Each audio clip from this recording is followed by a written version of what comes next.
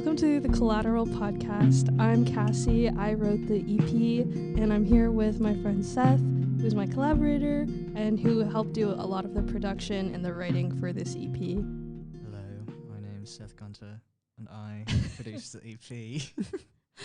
Today we're going to be talking about the songs, their meanings, and also our favorite parts of creating them and just the whole creative process. Yeah, I produced the EP. It was epic. It was cool.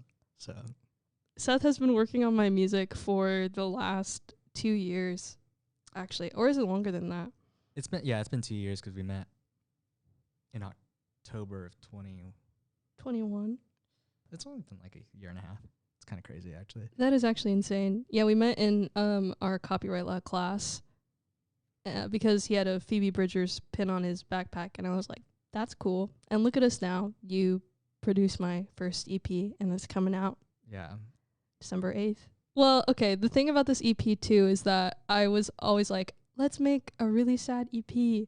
Like, I have all these songs, and like we kept calling it the sad EP, and then I kept being like, oh, I'm not happy with this. Oh, I'm not happy with this again. Yeah. And you were like working on so many tracks for me, and I was like, really, like, not super unsatisfied, but I was like, oh, this isn't it. This isn't quite it. And so I feel like it's really special that it all finally has like come together when we've been working on a project for the last like year and a half. Yeah, and at the time too, like you were pretty busy like, doing a ton of other stuff, so it was kind of hard to like sit down and like actually really work on it. Mm-hmm. And it's only been recently that we've been able to like take a weekend, you know, to like. I know, but I think it's impressive we only did this in 2 weekends. Yeah, I mean, yeah, like that's crazy. Yeah, too. that is kind of crazy, but yeah, a lot of times like the production process was and for in between it was like this, where it was like I was working on something and then I would just send a bounce to you, you know, and then for for stuff after in between for the CP, it was like that, you know. Yeah, this was just me sending you a bounce, being like, "Do you like this? Please." Yeah, yeah, and then you're like, "No," and change this, and then I change less it. reverb. I'm always saying less reverb. Always. You didn't say that as much back then, though. Back then. Back in the day. But no, like it was definitely different. But I think one of the reasons it worked so well over the 2 weekends is because we were actually able to be like in the same room.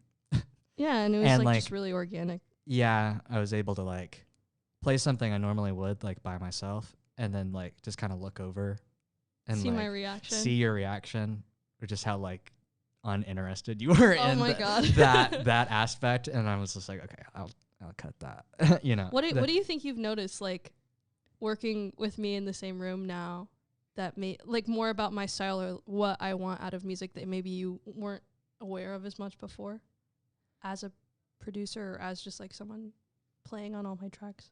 Yeah, you definitely don't like stuff as dramatic as I do. Like, because I'm like a big, like, I love the build and stuff. And like like one of the reasons like closers are like my favorite tracks on albums is because a lot of times they're always like that. They start intimate and then they just like build into something big. And like you have songs that build, but they don't ever like reach like you're not adding like an orchestra into it. Whereas I'm like, that's my 18 guitar tracks. Yeah, my instinct. My instinct is to do all that stuff, you know, to make it feel like this really big thing. And sometimes that obviously doesn't work. So I think that's like a thing. And I think for this EP, because a couple of songs you had for a while, second best, Collateral Damage, and Wait you had for a long time, and we had Wait I wrote. Well, it depends on what you think of is a long time. I say like a year. It's been around for a little bit. Wait, I wrote in like February of this year, which feels like so long. I mean, yeah, but that's the thing. Is that that's a while to me, I guess. Yeah, no, that's true. Sorry, continue with what you're saying. Because we started working on it, like. Oh, but you're like in contrast with like Too Much and Prodigal Son. Yeah. Like because those I had like just written. Right. Yeah, and I mean, Second Best had been around for a while. Yeah, a long time, and so we had worked on some versions. They just weren't working. Again, when you're not in the room with someone and you're not hearing like their immediate feedback and you're waiting like maybe a month before you like. I know, and then I would just be like, no. And it's like, okay, well, I don't really know what to do. So I'd like staring at my screen and I'm like, you know. Yeah. So, but I mean, of course, that wasn't always true, because with No Surprises, it was like That just clicked. yeah, that was like I knew exactly what I wanted, you know, Mhm. and I built most of the track, and Yeah. was like, You did and- most of that song. and then it was like, you were like, yeah, that's exactly what I want. You know what I mean? But that was like rare. The second best was it had a few different versions, and Mhm. it was always like, no. Yeah. It's like, okay, that's fine. I love that we did No Surprises before this EP because it feels like a precursor, or like a prologue, almost. Because Yeah, No it Surprises does, is yeah. like fictional with like air quotes, Yeah, fictional, but has an air of truth to it. yeah, and I think Well, it's like just like the moodiness of it and like the sound itself the tone, feels like a yeah. good prologue, like a good transition between feels like this and in between into now the Collateral EP. Yeah, definitely. I mean, it deals with the same like topics too. Usually how we're building stuff is I'm sending you either lyrics or I'm sending you a voice memo Yeah. of like, this is what I want to do. Usually I don't know what sound I'm going for, but I know what sounds I'm not going for. Right. So I'm really glad that like you've remained steadfast, because I'm so picky. Like I think I can be so picky about like the tone and the vibe, or like the way, especially like the intimacy of the vocals or the lyrics, just because I'm so focused on my lyrics that I want them to shine through like exactly the right way. I don't know. So I think it works really well, because if I didn't have like you who are like very patient with me, and like also you who's gonna like dig into the lyrics first instead of like this is the sound and the vibe. I don't know. I feel like I go straight for lyrics and like just a demo. Yeah. And like I can hear something, but I don't know what. Like help me, you know. Yeah, I think one thing for the listener, Cassie says she's pretty picky, and she is, but she's not like crazy picky. You're not annoying. It's pretty normal things to be picky about, I think. Well, thank you. So I don't. There's much pickier people out there, myself included. So it's like I feel like I'm so picky that I only produce my own stuff. You know what I mean? Right. So like that's a Maybe I'm just more self-conscious about it. personal deficit of my own. Yeah. Yeah. But I had classes in like audio production and, like Pro Tools and stuff, but it was like, just get through the class. Like I hate digging into like audio and like effects and even just tracking stuff. Like it makes me annoyed and it takes me out of like the creative space. So I like need other people to produce my stuff. I don't want to think about all the nitty gritty. So to have someone who's like really into that and like really wants to like tear it apart and have like 15 guitar tracks and like make them all sound different and put different plugins and stuff on it. Like I need somebody who knows how to do that and is still like very patient. Right. Yeah. Yeah. Doing music stuff. I feel like we just connect really well. Also, we like listen to the same music too. So whenever I'm like referencing something and I'm like, oh, I want it to sound kind of Macy Peters or something. Yeah. You're like, oh, okay, I got it. You know. Yeah, and I'm like hyper aware of those productions too, because I'm like, how do I get that sound? You know, if not for myself, then like someone else. So, anyways, we can dive in. Yeah. I was gonna go down track by track if that's okay. I guess. Let's do it. Let's do it in order. Fuck. Okay. Whatever. Well, I think it's interesting to start with Collateral Damage, just because we recorded 3 songs at the beginning. We had like 2 different weekends for this EP, and Collateral Damage was not in the first set. And we were trying to decide whether to do a song called Teeth or to do this one, which at the time when we were like looking at them, then I feel like we kind of grouped them together as like sounding really similar. But now I feel like they sound so different from one another. Like the chord progressions are pretty similar, but the melodies are like the sound, the lyrical content. Yeah, I don't know. Like I feel like they're so differentiated in my mind now. I can't imagine opening the EP any other way. And of course, it like became the namesake. But I really love the process of working on this one, because I had it written for a while, and like you said, we were like bouncing ideas back and forth. And when we played it live, then it was like pretty intense. Kind of played it the same way that we would play Teeth, like a big guitar solo and like really heavy electric. And then now it's really toned back. Drums, yeah, it's really toned back, and I think it's like perfect. I think it's exactly where I want it, and it's very intimate, very emotional and personal. And even while we were recording it and putting it together, then I was like, oh, this is it. Like this is so good. Like this is it. This is like my sound right now. Yeah, and I was worried about that one too, because it was so similar to Wait. So I was like, it really needs to sound different. I know. I feel like we were just like very skeptical about like, okay, yeah, we'll try Collateral too. or if that's not working, we'll switch to like Teeth or whatever, like a different Yeah, you one. had a couple songs. I had some lined up. Yeah, and then it became track 1 because originally we were going to put Prodigal Son first, which is like a really different opening. Yeah. And this one is just thematically, it fits the album. It kind of opens the album with kind of the overall arching concept of like my view of love and relationships. I mean, starting off with kind of a more complex topic than some of the other songs is really interesting, I think. And I love the cello in it. I love the vocals. That we used like a scratch for part of it, for like one of the takes that we comped. I don't know, it just like came together really quickly, which I really like.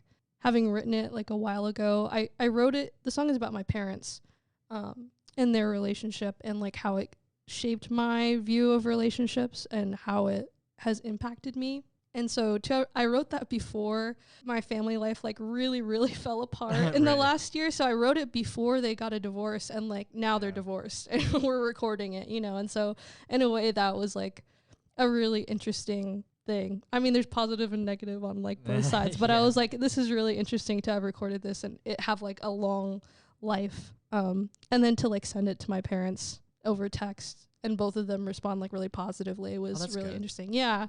They both sent this like really long like paragraph message. It's funny, I put them in like a group chat and I put them in a group chat and sent this long message and sent them the demo, and then they both responded to me like separately. But it was all very positive, and you know, they were like, this is your story to tell, you know. And so I really appreciated that. But I don't know, I think it's had a really cool life. Yeah, because when you were asking me, you're like, so are you going to send this to them? Yeah. Oh, yeah, I remember. Yeah, because I'm conscious of that. And sometimes I don't know if, like, anybody I would write about is actually ever paying attention to what I'm saying, you know, because I don't tell them. Yeah, but that's cool that it's, like, a good story. And I feel like, too, when a song has been through, like, so many different life experiences, it kind of takes a different shape, you know, because it means something different to you now. Mm-hmm. I just went back and listened to, like, my own catalog, because I do this periodically, just to, like... Yeah, especially because yours stretches back so far. Yeah, it's to tell myself that I don't suck as much as I used to, and, like, you know, it's just kind of fun, you know, to, like, kind of pick apart what was good in the old stuff, but... It was just like a time capsule. Yeah, but when I perform some of these songs now, they feel like a little different to me than they did when I wrote them. You know, it's like kind of takes a different shape, you know. And and it sounds like a bad thing when I say that. I think it was sadder when I wrote it and they weren't divorced. You know, I wrote it and I was like, it's this big weight on my life that I'm like, these people maybe shouldn't be, like, they gave me a bad feels like such a shallow word. They just gave me a really complicated, very misguided version of what being in love should look like, or like how you should treat the person you love. And I mean, a lot of it is just like really not their fault. I mean, there's just a lot going on. Like generationally and like like there's just so many layers to it, and like they're real people, and in a way it's kind of like one of those songs that's like a wake up, like, oh, my parents are people too, but this has affected me so much, you know. It's just like one of those things that you do like in your early 20s. But I think it was just like sad because I was writing this song and I was like, man, but they're still together and like they're living in the same house, and like so now for it to come out and it's like, okay, they also recognize that is not like a good model for what love should be like, and they agree. Like now I can put that out in a way that's like safer, sort of, because there was a lot of like that would be hard to release if they were still like together. Like well, and I mean, like, that was the whole thing, is because I was like, I feel like everybody's just in denial about this, you know, or and now it's like everybody's accepted it, like, and my parents both being able to be like, yeah, this is your story to tell. My mom was like, there's a lot of grief in this. And like both of them said like they would, I mean, the first lyric is like, oh God, can somebody go back to 99? Or has anyone here lived in 99? Talk about the lyrics specifically. Yeah. That'd be good. Yeah, the first lyric is basically me being like, has anyone been was kind of a weird concept. Has anyone here been alive in 1999? Because I wasn't. And that's that's when my parents got married. Would you do me a favor, go back in time? Don't be scared, there are worse things than end times, because everyone was worried that the world was going to end in 2000. And like, would you stand when they ask for objection? Tell them this isn't love, it's affection. They will both say their vows and regret them. So just that initial concept of like, please somebody go back in time and tell them not to get married. And it feeds into like the second verse of like, undo all that made me their daughter, like saying like I would rather like not be born if it means that these people like won't hurt each other. And I feel like that's just like a really intense claim. Both my parents responded to the first lyric like specifically, and they were like, we wouldn't go back. Like my dad was like, I wouldn't go back and undo it if I had the option to. And my mom said I wouldn't undo it either. Like, you guys are all worth it. And then there's kind of this like discussion of the balance between like, okay, yeah, but like, you know what I mean? Like, you're missing the point. But it was really sweet because they were like, you know, I don't regret anything, but there's just like a lot of grief in it. But I don't know. This is my favorite lyrics that I've written. Maybe this one and like Wait have my favorite lyrics on the EP, but I think Collateral has some of my favorite lyrics ever, just because I feel like they're cryptic enough, but they still carry like a lot of emotion. Yeah, they say what they need to say without being like, my parents suck. Yeah. And that's not the message. That's not the message. You know what I mean? That like it's yeah.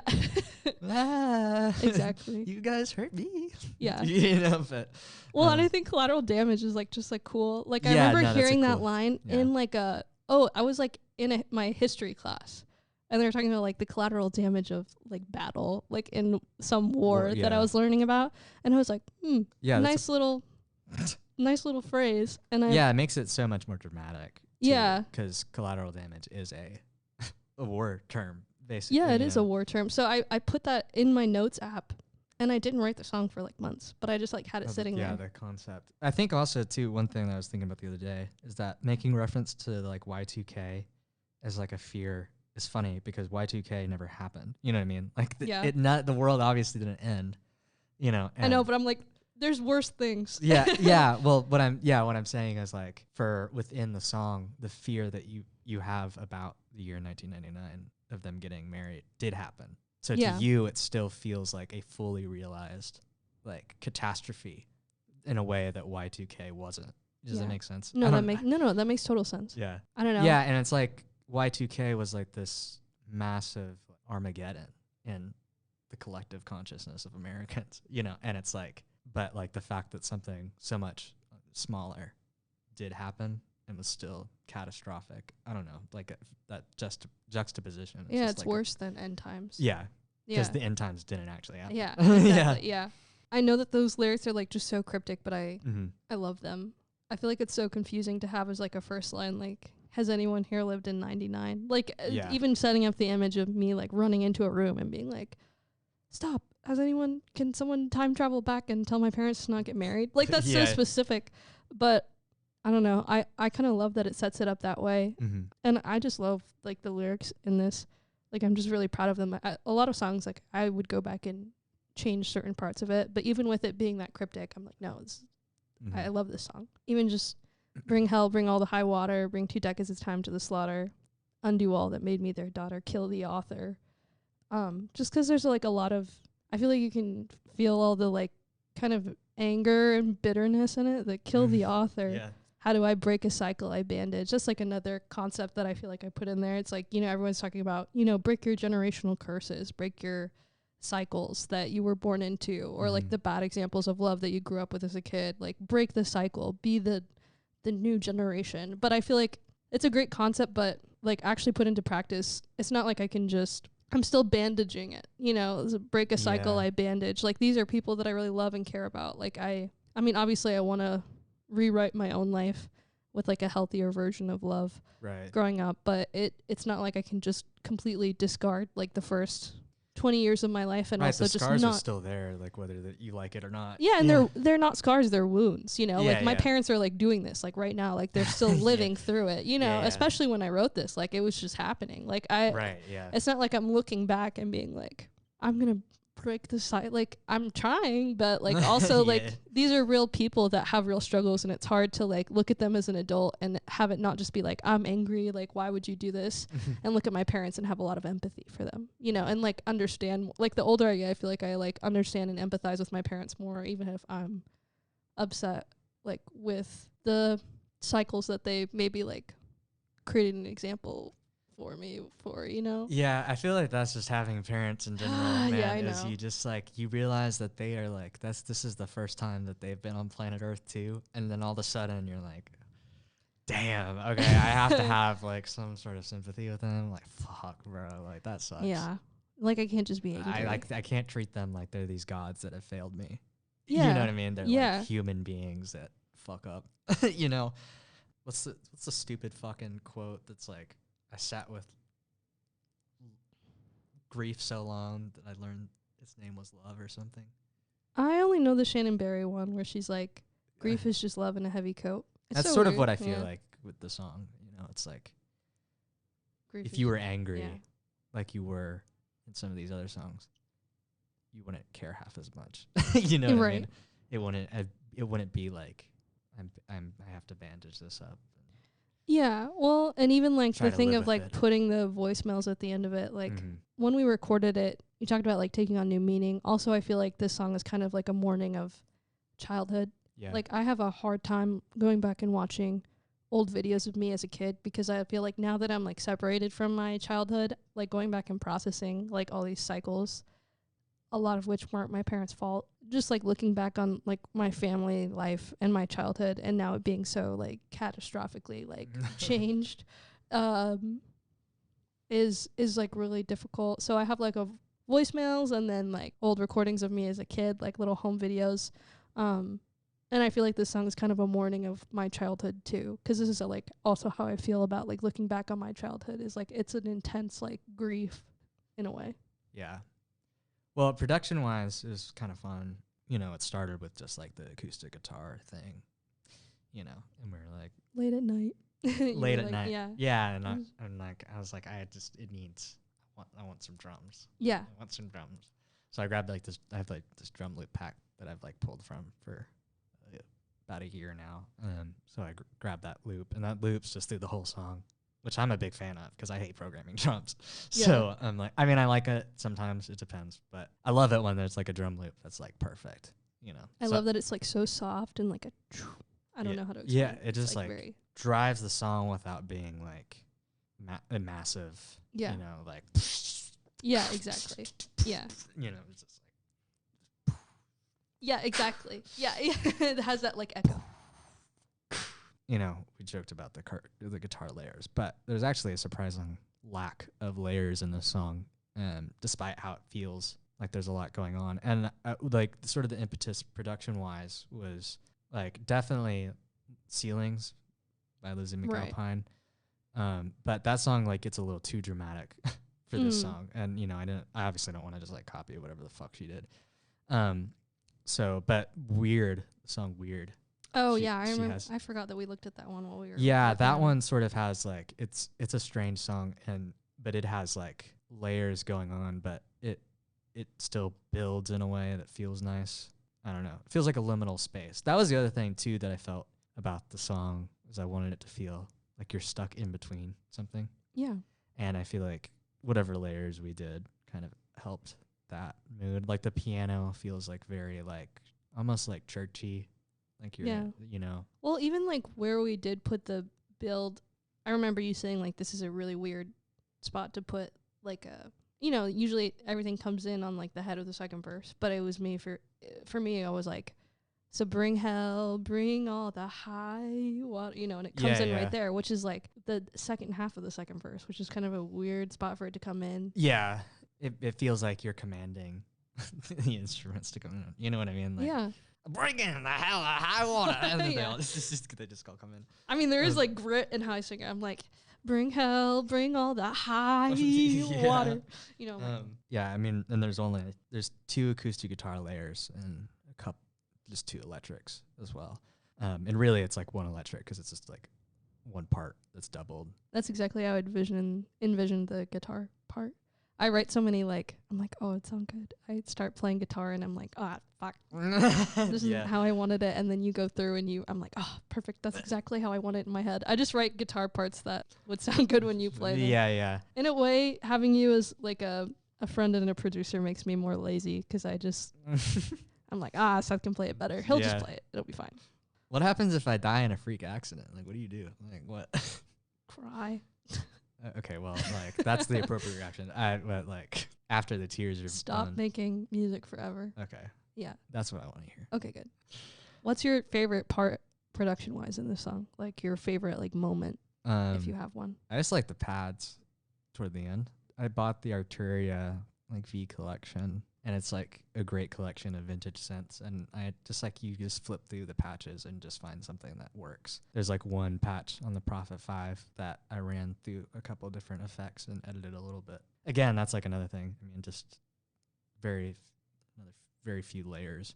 I think the most layers was the vocals, but that was really just the ad libs that we kind of did, which are cool too. I like that. Oh yeah. Oh, that's my favorite part of the production is like I feel like it was very Dodie-esque, which has always been like a big influence for me since high school. Is I love how like intimate and up close her vocals are, and she uses her vocals as like an instrument. In the way that she layers like the or the ooh, you know, whatever. Like with all these harmonies, and I've always wanted to do that in a way that was successful.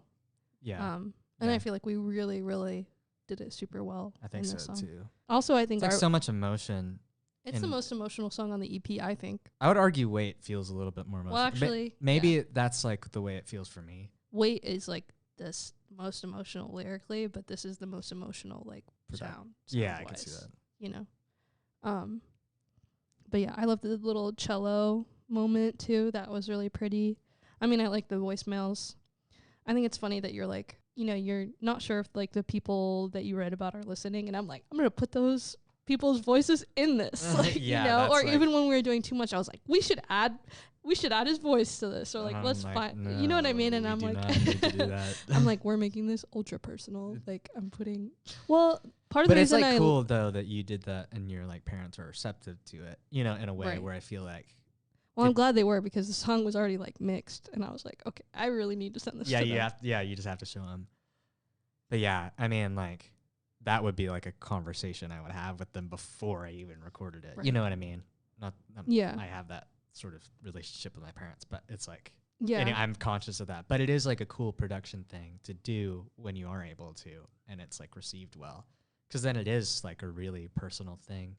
And I think for a listener to hear those things, even though it's like not their parents' voice or whatever, but it makes it feel like personal. Oh, this is real. This is real. Like this is like, it's very personal to them. You know what I mean? Yeah. They resonate. They're so emotional for me. Obviously, they're not like my parents or whoever were in the home videos, but it's like it feels so raw. You're like, oh. Yeah. Well, especially like even hearing like my mom being like, Cassie, show us your smile, like that, you know, and I'm like looking at my mom being a mom at my age. Yeah. You know, and the age that I am now. And like I talked about, you know, everybody talks about like talking to your like inner child. Whenever I watch home videos, I'm like, you know, because I'm like seeing myself as a child, and I'm like, oh, you're like living through what I'm writing about. And I don't know. Also, I like the element of using voicemails, because it was like there was a long period where, because of all the like family stuff going on, I just wasn't talking to my parents at all. And so the voicemail aspect of it being like, those are voicemails from times where I like wasn't talking to my parents. And it's just like, hey, Cassie. Yeah. Hi, Cassie. Mom again. Hey, Cass, it's Dad. That's part of the story, and the grief is like their voicemails. They're not calls. Yeah. Yeah. I'm very happy with this song, and I'm really glad we made it, and it came out exactly how I wanted it to. Good. I'm glad. Yeah, I mean, that's probably the one we put the least amount of work into, actually. I know, yeah, it just kind of happened. I mean, it was like Collateral Damage was like the relief from working on too much, because we would be working on too much, and we're like, I don't know where this is going, and we'd be like, okay, let's switch gears. Yeah. Move back into Collateral Damage. How did Collateral Damage affect you, Cassie, with the next 4 songs? Affect the next 4 songs? Like the story of it. Oh. Yeah. Well, I think you put it in a really good way, because I was texting you about like the order, and I was like, or no, I was texting you about the title. I was like, what if we called it like The Fool? Because that's like a line in Prodigal Son, like, I am your finest fool. Because like a lot of my anger, especially over the summer, was like, I feel like I'm just the fool of my own life. Yeah. I feel stupid. I just feel stupid for having endured so many things and just letting them happen. I was like, should I call it The Fool? And you were like, no, I think Collateral is a really good title, because it like putting collateral damage first is like, oh, I grew up with kind of a really convoluted version of what I thought love was, and it made it easier for me to accept the versions of love that I had. So it's like a collateral damage, and that like kind of filters down through the rest of the songs where you can kind of. Yeah, they are the collateral. They are the collateral. Yeah. Yeah, and that's what's cool about the EP too, is it is like, it has a very tight theming without all the songs being about the same thing. You know what I mean? Yeah, I think like all too the much is individual. ultimately like a love song. Yeah, but it's also me being like, I feel inherently unlovable. I'm too much. Yeah, I'm literally, too much. I'm literally, too much. yeah. I'm too much. But yeah, Second Best, the next track. Yes, I would love to talk about Second Best because you wrote the bridge on this. This song did not have a bridge. I remember, I think I played it at the show that I played at MTSU. And it's funny because I almost didn't play it that day. So I kind of wonder like if we would have eventually come around to it again or what. The person that I wrote it about, sort of like adjacently, was like, don't show anyone that song. Like I wrote it all in one sitting. I wrote like all the parts that I wrote all in one sitting, and I showed it to him, and I was like, hey, I wrote this, and he was like, you're not allowed to put this out. I was there. He was like, don't show anyone this. Like, don't play it. Because, like, I don't know. I think I said, like, when I announced the EP, I was like, oh, I don't know if I wasn't even sure I would ever put this out because it is so personal. And, like, Collateral Damage is that way because my parents. This one is that way because it was, like, I wasn't allowed to play it, kind of. Diss track. Well, it is kind of convoluted, too, because it's, like, I'm, like, blaming the other woman in this song. And I'm like, now I'm like, I followed her on Instagram. Like, we're good. But, yeah, tell me about your process of hearing it and writing the bridge. I heard it, and for the listener, Cassie's allergic to bridges. She doesn't write fucking bridges ever. It drives me crazy because I love bridges. Okay, so it's called Second Best, and that's like the whole thesis of the song is like, I'll always be your second best. Like, I'll always be my partner's second best because he was still so hung up on his ex. I wrote this after something happened, and I remember just being so torn up because it was like my like worst fears and insecurities were just like laid out to be true. So the first lyric is like, if she were here, who would you pick? If she asked you to try again, you can't break the habit, cut the tie, wrapped around her finger, still on the line. So the still on the line is, you know, being literally still on the line. Phone call. And it kind of just sets the scene there. This is one of those songs that came out all in one sitting, like I said, which I feel like you have to be in like such an emotional and like almost like magical state, like where you're so connected to the music that it happens that way. And it's a really simple like repeated piano part, just some humming. You talk about like how this song has changed. It kind of goes on and on about my own insecurities. Like, do you see her when my clothes come off? All of the time she took your teenage years were hers to hurt. I feel like a lot of it sounds really angry at this other person that was like, he's always going to be like yours in a way, and like I'm always going to be second best to that, and comparing to you. And I feel like looking back on it, I feel like, man, like I didn't write enough about like the guy. Like I didn't write enough about like made to feel like abandoned and hurt. In a way, it was just me examining like, oh, I feel second best to this other girl. And I don't feel that way now. And like I feel like it's just like a very like in denial song about being hurt by someone. Like I'm transferring the hurt to this image of another person when I should just be like angry. Yeah. You know what I'm saying? Yeah, you're trying to blame someone else. I'm trying to blame someone else. That isn't him. To like cope. So I feel like this is like a coping. It's just like an emotional cheating song, but it's like addressed at this other person and like comparing to this other person. Right. I'll always be your second best. Yeah, so for the bridge, I just felt like, it needed the drama. The drama that a bridge brings. And so I have, your fingers are tracing my waistline. Do you even see it as mine? Or is it your California gold? Your lips whisper a compliment when I know that you have said, did you practice it with her?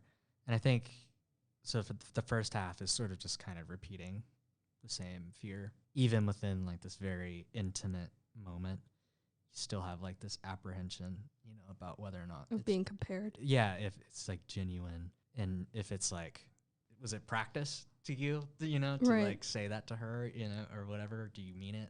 You know, are you just repeating something because you knew it worked? You know, kind of that there's a lot of anxiety there. And then the second half, your eyes show me your disapproval. Hers weren't even half as truthful. So shape me into your perfect mold. Your heart will beat twice as fast. Her incantation in the past, and I will finally be your first. And it's just, I mean, again, it's like placing the blame on someone else. You know? Right. Like, she's the lying bitch. And like, you're perfect and honest, but you still look at me like you hate me, you know, kind of thing. Yeah. And you can't help but compare me. Yeah, you know? just can't help because she was like evil. You know what I mean? And, you know, there's like this desperate call to like, it's like, okay, if I can't beat her, then just like make me exactly like her. You know? And then if somehow that happens, then I will finally be your first. But I liked that idea because it's impossible to be someone's first. You know what I mean? Like if they already like, it's like I can't be. You can't undo that. I can't undo. You know, so there's like this very impossible, like desperate. Yeah, it's an obsession, and I mean that like encapsulates how it was too, because it was, you know, misguided, but it came from like a weird place. But I remember there were months like after that where I was so obsessed with like finding like every picture of her and like comparing. I just remember I would look at pictures of her. I would, you know, it was like a self-sabotage thing. I would look at pictures of her and look at pictures of me, and I'd be like, how could you love the same person? Like, we're so different. Or like I remember I see myself as like way softer than her. Like I remember looking and I was like, she has a snake tattoo. Like and then she's so cool. And like, you know, and like there's so many things like I don't even know this person. Like I have no, and I'm sure that they went through a lot with the person that I was with, and like the reasons that they broke, you know what I mean? Like there was so much that I just didn't know, and there's so much like obsession with another person in this song.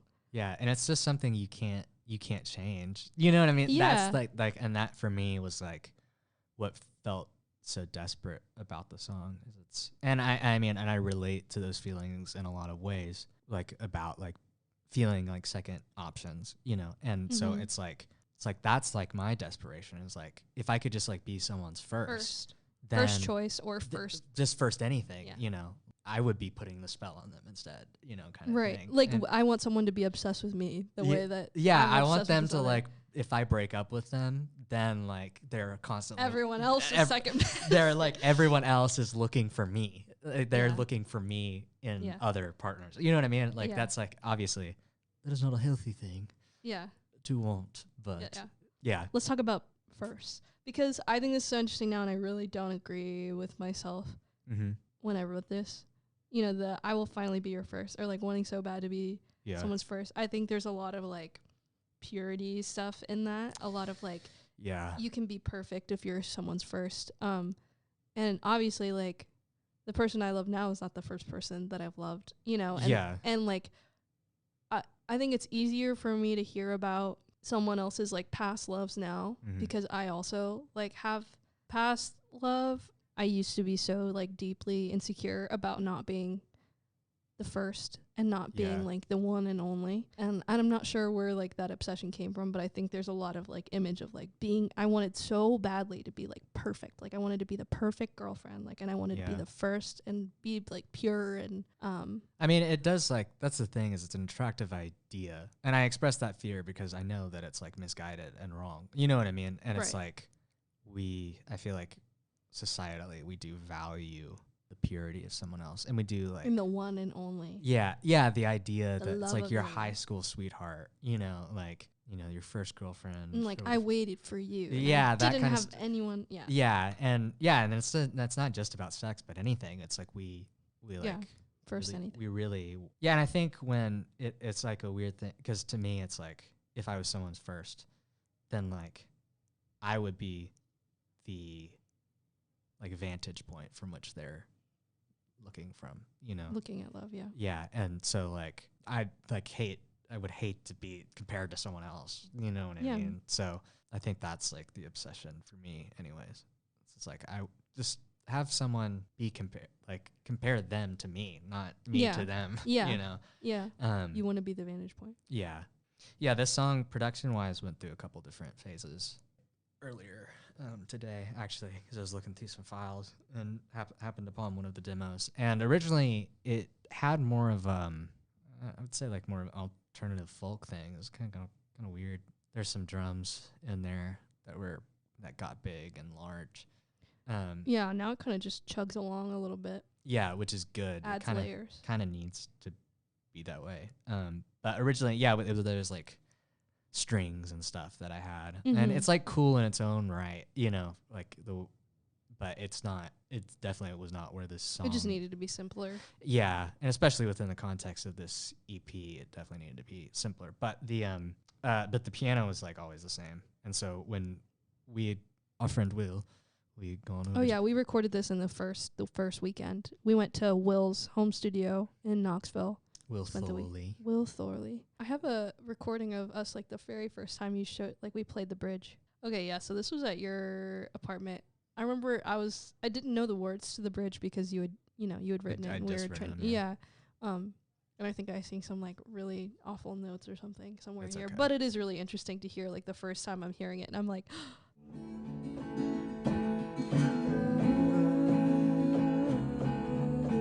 Kept that same like harmony.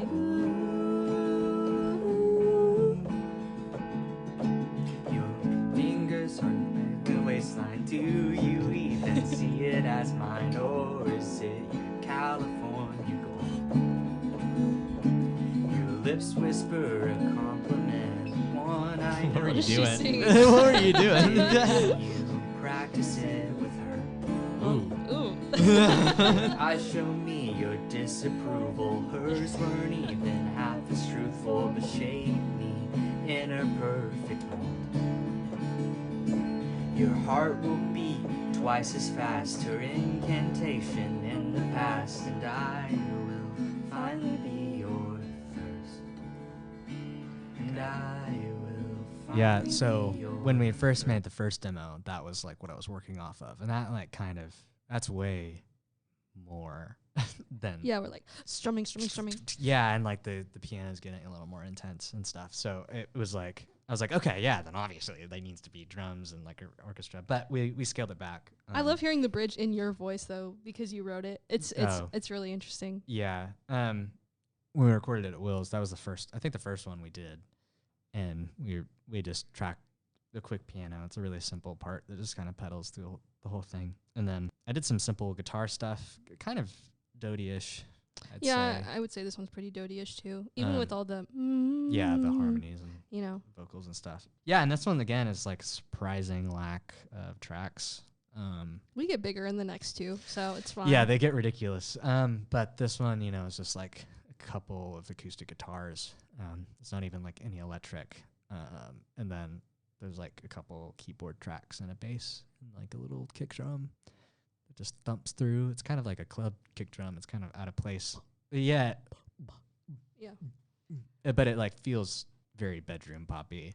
And it's good. It's nice. And then I also like where this is at track list wise too, because this is before we hit Prodigal Son or Wait.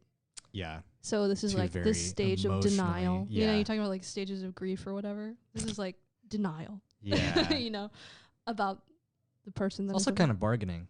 I would say, because it's like, I mean, to me. And then you go into Prodigal Son and it's like anger, and then Wait is like depression. Wait's. Yeah.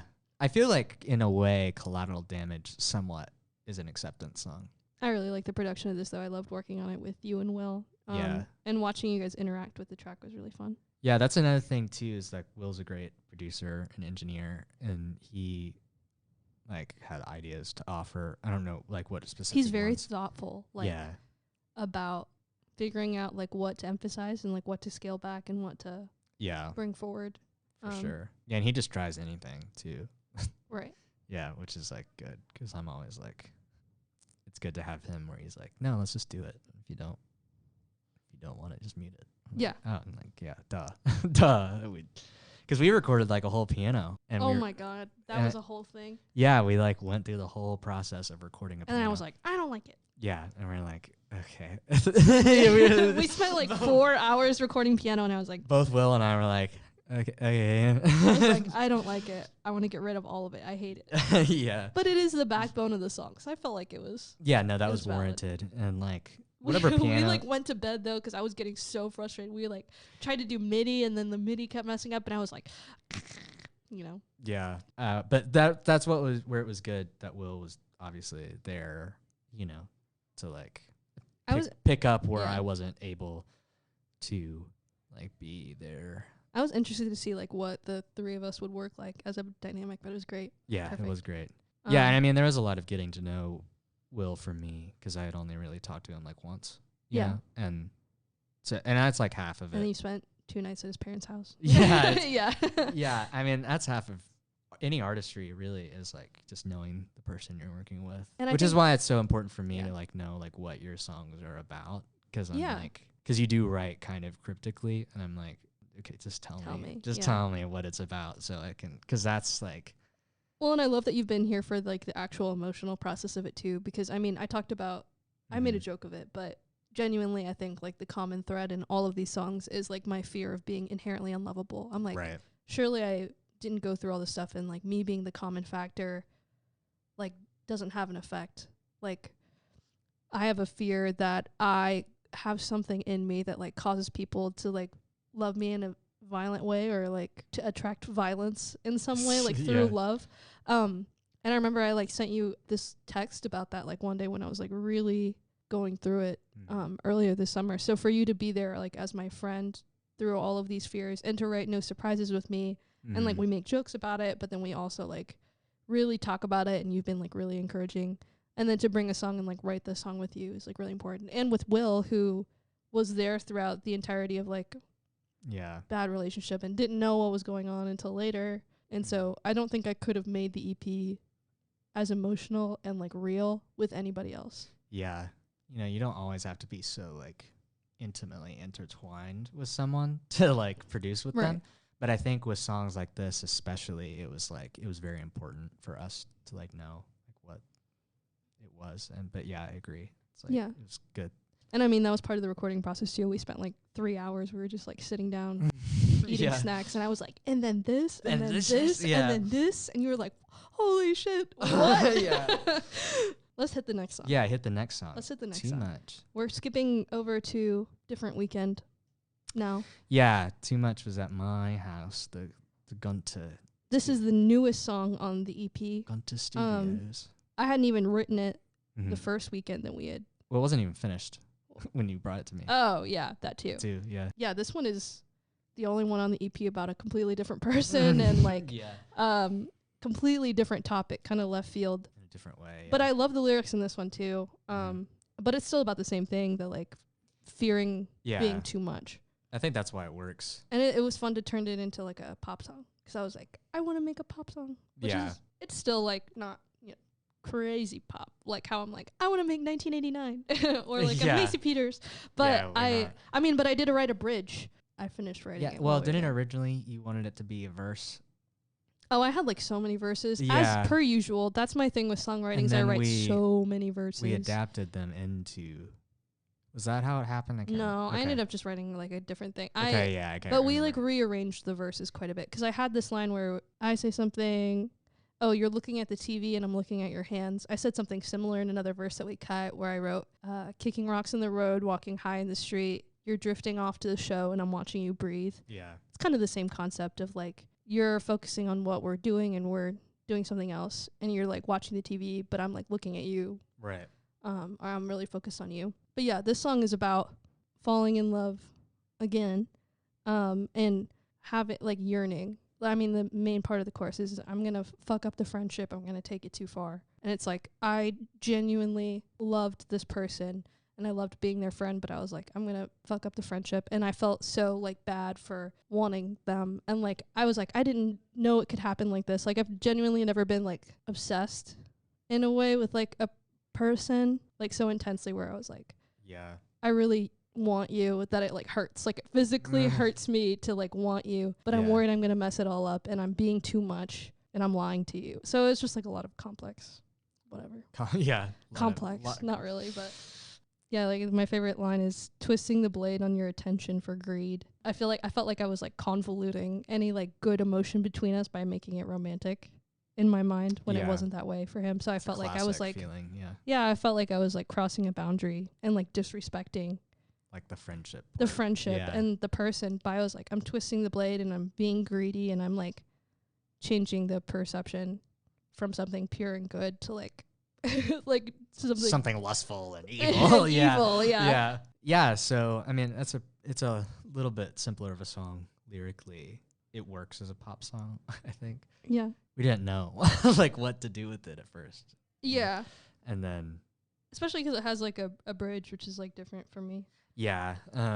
So it was another instance where I put in a drum loop as a click, and then we just kept it because it was like it worked. Well, and well we were enough. listening to Guts by Olivia Rodrigo a lot that weekend, and you were like, Yeah. and that was I think a big inspiration for her. Yeah, the song "Pretty Isn't Pretty" is Mhm. the one that kind of I like the I also feel like Macy yeah, a probably little influenced us a lot, like The Good Witch. I had been listening to a lot over the summer. yeah, but just sort of that like bedroom pop, like kind of just Mhm. like this simple drum with like these cool little vintage synths and then some guitars. I kind of like that it's like very like poppy, like da da da da, and then I'm like, I'm too much to love. Yeah, like, yeah. I hate Yeah, myself. there's a you know? juxtaposition between this song And I'm like, this is my love song, and it's like, so I hate myself. yeah, but it works. It works. It's this has like the most layers out of any of it. It's a pop song, you know, We and got the vocoder. yeah, we had the vocoder in there, which I've never been able to make like work correctly. We've tried it on so many things, and it like Yeah. it never worked. I love a good vocoder, but it worked on this and one, we, and it like, was so satisfying. Yeah, because I remember we tried it on No Surprises, and it was just like, this that's is for the remix. this is okay. We don't need to we don't need to do that. And then I was really happy that I was able to like dial it in. There's like a lot of guitar layers going on. Oh, and we have that. Yeah, this is like when you were first. right doing away. it. Yeah. We could definitely like foreshadow it with like a different instrument. The same line. Yeah. Drive. Yeah, I remember some of that. Ba, ba, ba, ba, ba. Tell me that this time. Oh, that does build the anticipation. I am your best. Slay. And that's a good part to have it on too. That I am your best except. Tell me that this time's different, and I'm your best exception. And Oh, and we put the vocoder underneath that too. The tell Yeah, me that this time's different. yeah, it like really builds I think that's my favorite production element was the Yeah. da-na-na-na-na-na, and then also the the Stranger Things the synth. voc. I know, like we had that in No Surprises too. Yeah, I know. But I love a good arpeggio. yeah, this yeah. one has a nice build. Probably has a big. Well, Prodigal Son is a pretty big build, but I love the bridge Yeah. production wise in this. I think you really killed it going into the. Green eyes and clean sheets, your bedroom, your front seat, close but not touching. To you, does it mean nothing? Late nights and afternoons, your soft We get voice, the synth back. harvest moon. I wish I didn't want you. Do you wish it too? Drunk in a dark room, your soft Your tones, harmony. your perfume, Yeah. affection with a curfew. I'll watch as you leave. Full moon in August, your hands in your pockets, on your lips a promise. I'm not sure you keep. Yeah, and then we got the. But I think that's just such a solid bridge. Yeah, I agree. Yeah, well, and track listing wise, it's kind of cool that it comes after second best, just because, well, musically, piano, Mm-hmm. it just top or theme wise, it like makes sense to kind of come after second best. Yeah, I mean it has all that deep insecurity and stuff in Yeah, it it's too. still like the anxiousness of And obsession. too, Yeah. kind of. Well, and the same thing of being too much. Oh, I mean, there's literally a line like, "I'm too much to love, too much to bear," and then this one, the whole chorus is, "What's gonna happen to me when you finally say it's too much?" It's funny. I think it sounds a lot sadder, just like from the demos and stuff that I've sent you, than what it ended up being. You say greatest was falling too fast. You're looking at the TV and I'm looking at your hands. Well, it also sounds like stupid to me now, but anyway, it's just like it Well, sounds dramatic. so sad. It's so dramatic. So drama. Yearning. So much drama. Anyway, Yeah, it definitely works way better as a pop song instead of Yeah. a ballad. and I love that line. God, I've done it again. I'm going straight for the heart, going straight for the rush, because I mean the first line is, "You say your greatest flaw is falling too fast," and he said that, and I was like, "Fuck, I do that." You know, like let's maybe. What would you think of me, like as I'm falling for you? And he's like, "Yeah, my greatest flaw, probably falling too fast, Yeah. feeling too much." And there was so much like pushback for a little bit. I don't know. Like I think that's part of one of my deepest insecurities, or like feeling unlovable. And I feel like the way that I love people is like embarrassing because it's so intense, and I'll do anything. God, I've done it again. I'm going straight for the heart. Like I can't just be casual and cool. Like I can't play it cool. Right. I'm like so insufferable about like yearning for somebody and like wanting this person. Like I couldn't just be like, yeah, we're just hanging out or whatever, or like we're just talking. Like, you know what I mean? Like I couldn't just be like, oh yeah, I just have a crush. Like I dress it up in gossip and my friends know it's an act. Yeah, it's an act. I can't play it cool. I can't just be fun and flirty and have a crush. I'm just gonna be so all or nothing, like, and it's embarrassing. Well, that brings us to our next song. Prodigal Son. Was my favorite from the Thorley weekend. Oh really? Yeah. I don't think I've ever written anything sound wise like this song. Yeah. This one's pretty crazy. Yeah, just like lyrically too. Well, this one was fun because we were in between working on songs, and then I was just playing it on the keys. I was like, "Do you guys want to hear the song that I just wrote?" Yeah, you had sent me the lyrics a while ago, and I was like, I liked the lyrics, but it was just so many words, and I was like, I don't know how this is gonna work like in a song. Yeah. It's sometimes hard to conceptualize what a song will be, especially with my lyrics, because I'm like, yeah, they're so like ephemeral. Like even in the last song where I was like, green eyes and clean sheets, your bedroom, your front seat, like so many like just images, and then this one is like a camel pack at midnight. Yeah, and that stuff, you know, like it works in a song, but when it works as poetry. When I'm thinking in song, I'm like, how would you even sing this? You know what I mean? So it's like hard to gauge whether or not the song's And I sent you so many old versions. I was working on this song for an entire summer. Yeah, and a lot of times I would like, you'd be like, okay. I would look at it and I'd be like, I kind of like this part. You know, it like, I don't know. I don't know what to say. Yeah, I'm like, do you have like a demo? And you're like, no. I'm like, okay. Nope, just read the lyrics. I'm like, okay, that's all you need. All right. When you did play it, it was like, oh, okay, this like makes more sense. It was so cool that I don't know, to have that response. I was like, do you guys want to just see this? Like, just for fun. We're on a break. We were like eating tortilla chips or something. And I was like, yeah, we just got back from the grocery store, I think. Yeah, and I was like, do you want to hear this? I just finished it yesterday. And then I played it. And I was like, do you think I should change the chorus? And Will was like, no, I think we need to record it. Yeah, I was literally. Like, oh, yeah. okay. Yeah, well, it's because, one thing is that both Will and I immediately knew what we wanted out of it. Right. You know, and we were like. This one was so fun production-wise to watch you guys like. Yeah. It's the only one with real drums too, which is awesome. I love having like real like live drums on a track, and with a good player too. Like that's the thing. It's like Will's great.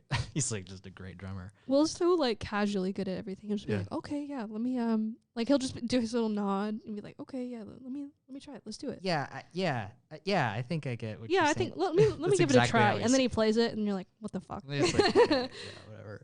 It's like whatever, fuck you, dude. Yeah.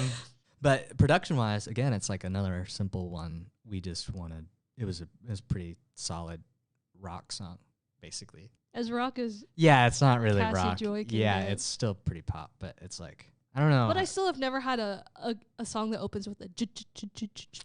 Yeah, you do have like the worship leader slow burn. Yeah, it's crazy. Very high energy. Which is good because it's like the angriest song on the record. And then we had tracked guitars, and usually I track DI because I live in an apartment and it's just like the quieter option. And I usually record like pretty late at night. But for this, we were recording late at night, but Will's parents were like really cool. So he was like, yeah, we had the amp in another room. Yeah, he was like, up. crank that shit. And he had some killer like guitar pedals and stuff that we got to play around with. That was fun.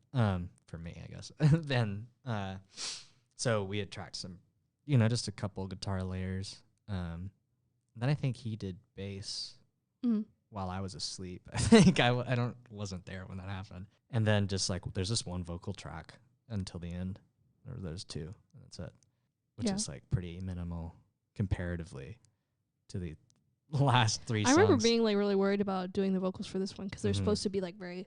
I mean, even looking back, like there are some parts where I'm like, do I like that? I don't know. Yeah. But I think it just works for the song because it's just very emotional and angry. Yeah. I think it's interesting you talked about like the I'm very like worship song slow burn thing because then I mean I'm it's like related because so many of these lyrics are so like soaked in the like the religious aspect like of someone seeing themselves as like holy because they're like Christian. I don't know. Yeah. Well, I think that's also an interesting thing to touch on for us, like ideas of love is, we both grew up in church and there's ideas that you're sold about the way love should work through a very Christian lens. And I think that comes, I mean, we talked about it with Second Best, but the whole purity culture kind of thing plays into that as well.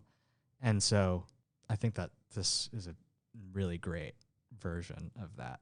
Yeah. Talking about that. Like, so, yeah, kind of rallying against it in a way, or like showing how it manifested in this relationship, you know. Or specifically, I mean, yeah. There's that line, like, I call from the 5,000, I beg to touch the cloak. Yeah. You are the hometown hero, I am the girl at home. I just think about all these, like, women in the Bible that are written to be, like, I mean, they're so devoted. You know, I beg to touch the cloak. I'm calling from the 5,000. I'm the one waiting at home while you're, like, this disciple or this, you know, God in a way going off to do your things, and I'm just the one waiting. Yeah, and in those, like, contexts, it can be, like, a very valuable thing to read, but it can be easily twisted. Right. To be like, no, you are the girl at home. No, that's what I'm saying. Yeah, exactly. Like it got like it's a reverent, like, holy thing that just was someone seeing themselves as like a god in that completely way. You're misconstrued into exactly. something like wrong. But yeah, I mean, this is when we had talked for like 3 hours about it. That was a thing that I think helped both Will and I to play it, because it was like he thinks he's the prodigal son. Yeah, we just like, we want that anger. Yeah, it's like his story, you know, and I'm like going into it. Yeah. Yeah. And like I feel like you can hear it in the performances that both Will and I gave. There's like so much grit and anger and intensity with them. And that was like the most important thing for me with this song, was like, I didn't even care too much about being on time. I'm really glad that we ended up recording it and doing it, because obviously this really, like, the deconstruction of a very brief period of like this like violent relationship, like it all collapsed. I moved home and then I moved back here, and like during that entire time I was like, I should be writing about this, right? Like, shouldn't everyone, like, that was people's response, was like, at least the songs are gonna go crazy. And I was like, damn, okay, well, I haven't even written anything. I can't write anything. Yeah. And so, but I spent months pressure. and this was the only thing that came out of it. And then as soon as I read it, I was like, okay, I'm done. Like, I don't want to write about this person anymore. I'm done. Yeah. Like, I said all I needed to say, and I feel like this is like the end cap of all of that, of like, don't you wish that you were this person you claim to be? And I mean, it's like an open letter to that person. They definitely still think that they are the prodigal son. Like, you know what I mean? Like, there's nothing I can say is going to change any of that. So I was like, I'm so glad that I wrote this and recorded it, and now I'm done. And like, I wrote the song. Yeah, you know, it's over. And so, yeah. And so it was really like, kind of like a catharsis to record it. 'Cause it was just a lot of relief, and there you go. There's the song, everyone. You know? And there's so much catharsis in the song, like just musically, you know, just like when those guitars, like the electric guitars first come in with that kick, you know, and then like the explosion of the or even the chorus. Stops, I am your finest fool, and then da-da-da-da-da. Yeah, that's like so much like relief that you get from the song itself. And then like that last chorus after the solo, you know, it's just like don't you wish that you were. Yeah, you know, it's just like, it feels like so big. And you know, it was our time in the record where we could let out any bit of like where we held back on songs like Collateral Damage, or this was your song with the build and the release. Yes, yeah. And I feel like story wise in the EP, it like works too, you know, because it's like there is that slow build of emotion, and then you finally get this song, you know. Yeah. I just want to play your guitar solo. Okay. Okay. Here's Seth's great solo, all one take.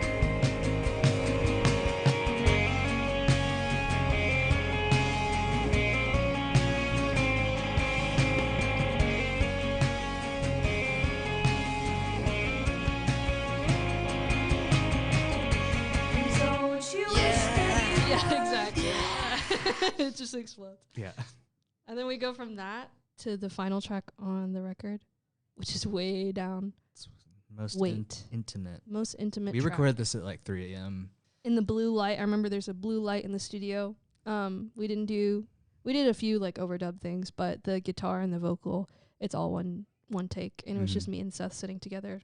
Yeah, we did a couple takes of it, and like it's so funny too because this is like maybe I think the third or fourth take that we ended up using, and I feel like you can tell that we're really tired, but I think that's what works. It so works about it is it feels very campfire-y. That was the way I'd originally described it. It's like this is the end of the worship night where we go sit. You know what I mean? It's so few chords and stuff too that that's kind of the vibe that I had with it. I mean, I wanted to sound exhausted because I wrote this. This was the other song on the project that I wrote all in one sitting. Same thing. I wrote it, showed the person. They were like, "Don't ever play this. Don't show this to anyone. Don't show this to anyone. Don't play this." It was similar to Second Best where we were like we could maybe do like a big thing. We did. Well, we recently played it like live, and it does have more. Yeah. I just remember when we first started talking about it, it was like I sent you like me playing it on piano, and it sounds very churchy. Oh my god! Like intensely, like a hymn. Forgot this, yeah. Oh my. Yeah. God, we just during the offering.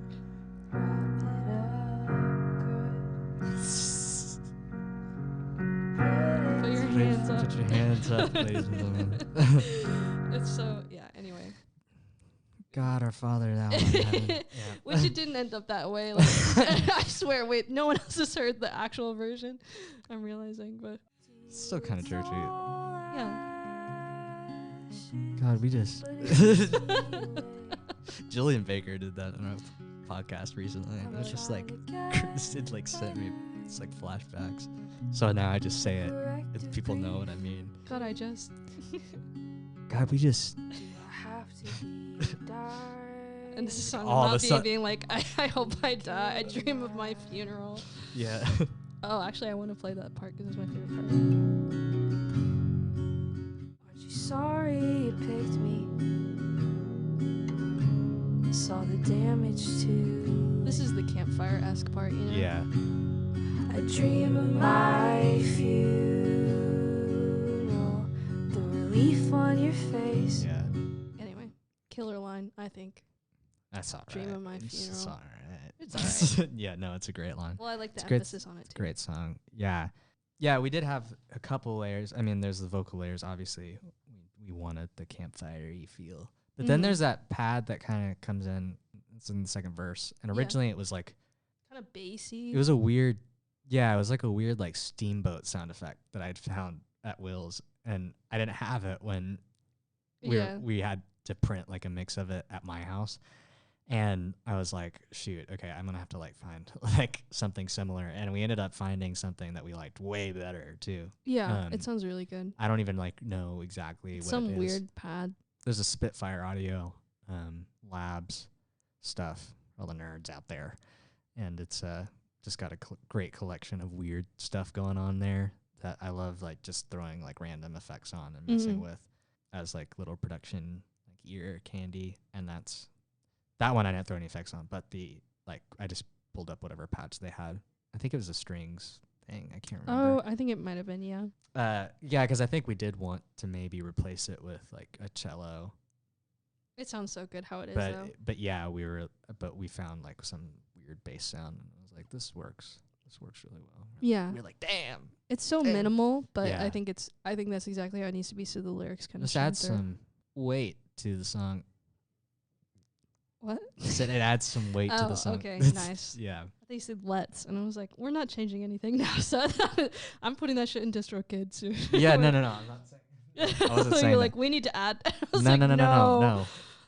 No, I said it adds some weight to this song. Okay, it was just a bad No, joke. I got it. I got the joke, I just didn't laugh. All right. What's your favorite line? Shoot, I don't know. Damn. Where's the one where you say wait? In the I said, call it a forest fire, but you don't see the flames. See you, it's all ashes, but it eats me away. Another joke you didn't laugh at, but that's okay. Should be used to it by now. Damn. What did I do to you? No, I do like that. You're pretty funny. You're all right. You're all right. No, I like the way that it ends. I just want to be known because it's like. No, that's the thesis of it too. I love that. I was gonna say that. I forgot to say that, but no. I was gonna say that. You stole my what I was gonna say. I said.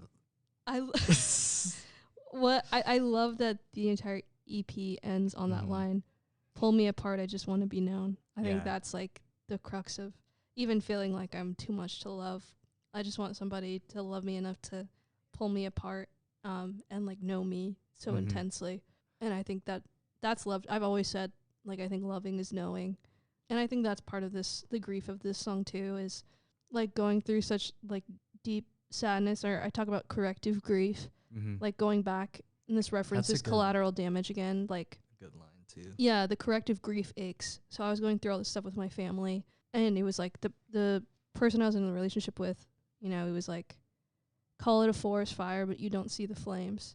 To you, it's all ashes, but it eats me away. So I was like, even though all this stuff happened a long time ago, I'm still like grieving it. I'm still trying to figure out what it means to me. There was so much narrative of like, you should just cut your family out of your life. You should just cut all these things away. Or like, if you're depressed, like, you've already been through this. Like, shouldn't you know how to deal with it? Or like, you know, I break all my limbs to reset the bone. Yeah, but it's just never that easy. Yeah, or like, there's just so much stuff about like, you don't love me unless I'm happy, or I dream of my funeral, the relief on your face. I think that you'd love me more if I weren't here to complain. Yeah. Like feeling so inherently unlovable just for the life that I had that I didn't ask for, you know? Right. Yeah, and I like that song. Like, I like ending on that line too, because it like underscores the other three songs. I mean, collateral damage is kind of its own thing, you know, kind of. But its especially own like too thesis. much. Yeah, just like wanting to be known. Yeah. Yeah, I mean, second best. It's like you don't know me as me. You know me in comparison to someone to another else. person. Yeah. Too much is like, I want you to know me so badly. I want you to want me. Yeah. I crave the relief. And prodigal son is like, you don't know me as me. You know me as like an accessory to your life. Exactly. You know, and like, wait, it's like just bookends all of that by saying it's like like really the core of all of it.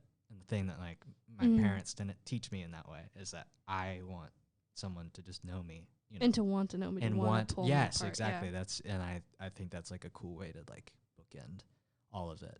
This is the solution, but also like the expression, like all fears come from something.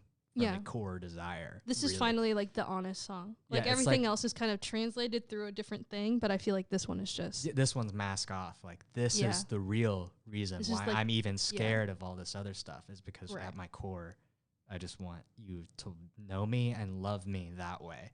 I don't want to have to be dying. I don't want to have to. Yeah, I don't want to have to mold myself. You know, I don't want to have to like literally give up myself. You know, give up my life, give up everything. Yeah. Blood on my wrists, like just to get you to notice and me. I don't want to like ruin what we have to get you to know me either. Yeah, you know, exactly. All of those floating around ideas, and this one is just like that. That's it. That's the honesty. So yeah.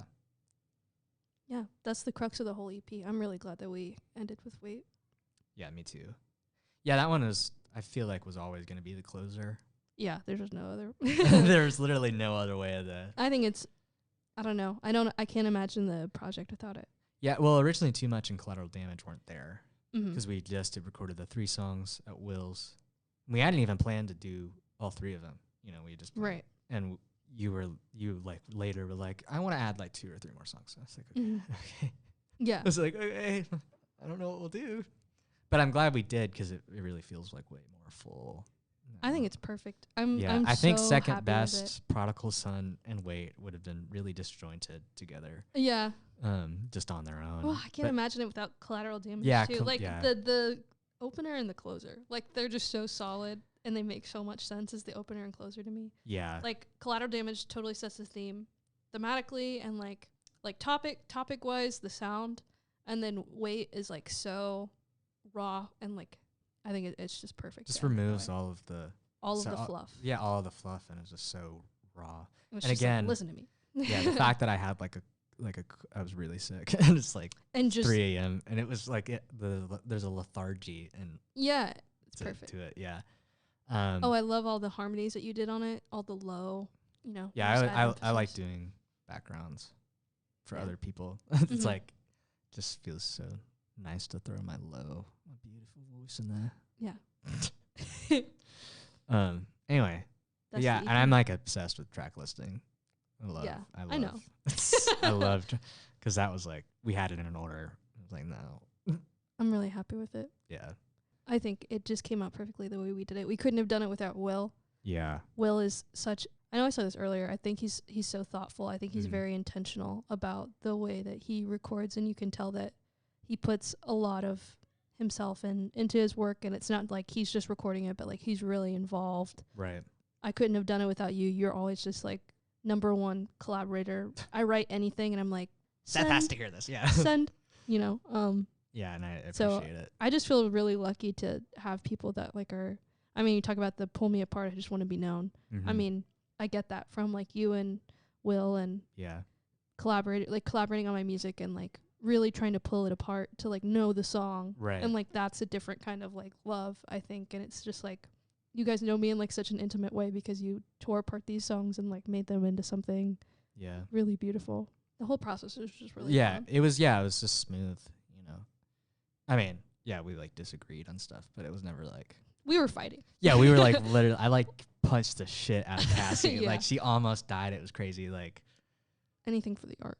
Anything for the art, because then like the next vocal take was like awesome. Yeah.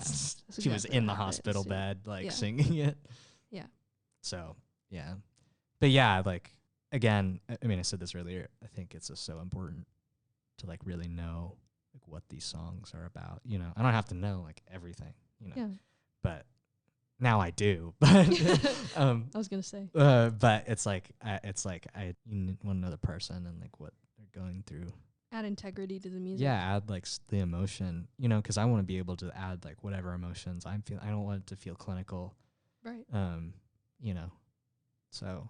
Yeah, this whole piece was just like very intimate and yeah, and we just warm. share so many of the same fears too that it was like very easy to like yep, got it. Yeah, very easy to just be like, okay, yeah, I know exactly like what I would want if I had written this song. So anyway. That's Collateral, the EP. And by the time this comes out in full, then you will be able to stream it anywhere. Please stream it. Spotify, Apple Music, anywhere you get music. We just had so much fun making this project, and it means so much that it has a second life, and now people will listen to it, and even if they don't know me. It's your first EP too. Yeah, first EP, finally. And I feel like it really represents me in a way that my other releases kind of haven't. Like nothing has been this honest. Yeah. So it means a lot to like put it into the world and have people listen and have it take on meaning for them. Right. But yeah, I'm really proud of it. I'm really happy that it's out in the world. Yeah, I'm excited. Of course, it's not out yet, but I'm excited to see how it resonates with other people and stuff. I love getting like responses. Like if you ever, if anything does resonate, like tell me. Like I want to know. Whenever people are like, "Oh, I listened to your," you know, I have a little link on SoundCloud right now. I sent to some people, and I'm always like, "What line did you like? What was your favorite part?" You know. So I love stuff like that. Yeah. Thank you for listening, and thanks for being my friend Seth, and for being my collaborator on everything. No problem. Thank you to Will. Shout out to Will. It's rotten we work. love you, Will, even though you're all the way in Boston now. Yeah, fuck that, man. Like, come back. Like we worked on one thing, and you're like, I'm out. I'm out. Like literally that week. Like what? All right, that's it. Anything else you want to say? I don't know. No. Thanks for listening to the EP, and we'll see you on the next EP.